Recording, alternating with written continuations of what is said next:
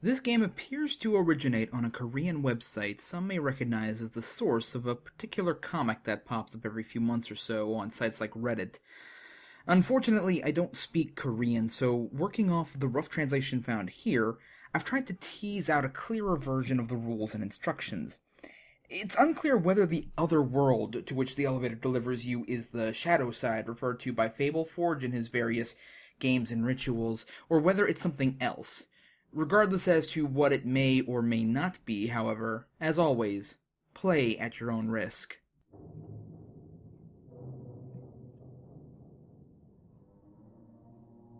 Players. 1. Principal. Requirements. 1 building, at least 10 stories high, with an elevator. All 3 of these conditions must be met in order for the game to proceed. Instructions. Venturing out. Enter your chosen building and get into the elevator on the first floor alone.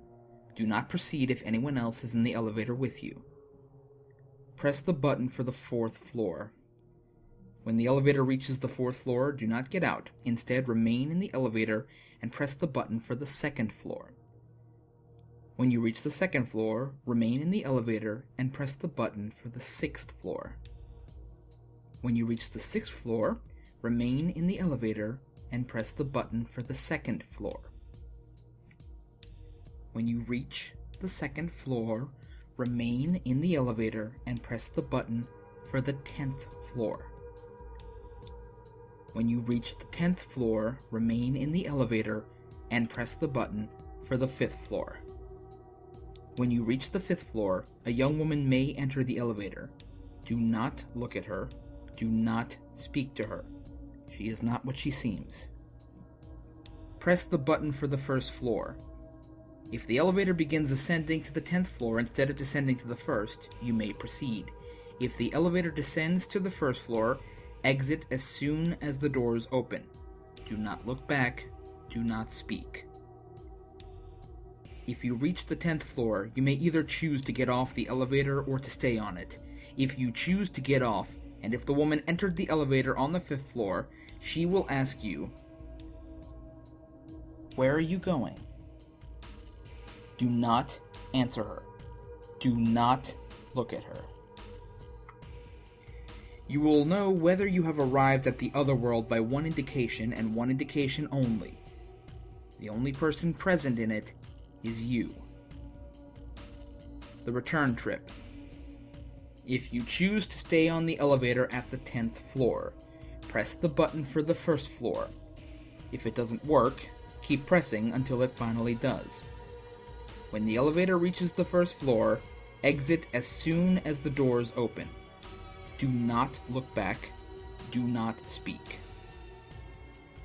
If you choose to exit the elevator at the 10th floor, you must use the same elevator to return as the one in which you arrived.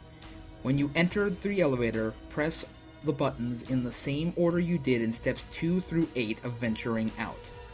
You should finish at the 5th floor. When you reach the 5th floor, press the button for the 1st floor. The elevator will begin to ascend to the 10th floor. Press any floor's button to cancel the ascension.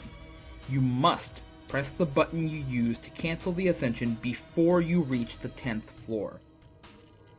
After you reach the 1st floor, check your surroundings carefully. If anything seems off, even the smallest detail, do not exit the elevator. If you detect something wrong, repeat step 2 until your surroundings look as they should. Once you are confident you have returned to your own world, you may safely exit the elevator. Additional notes.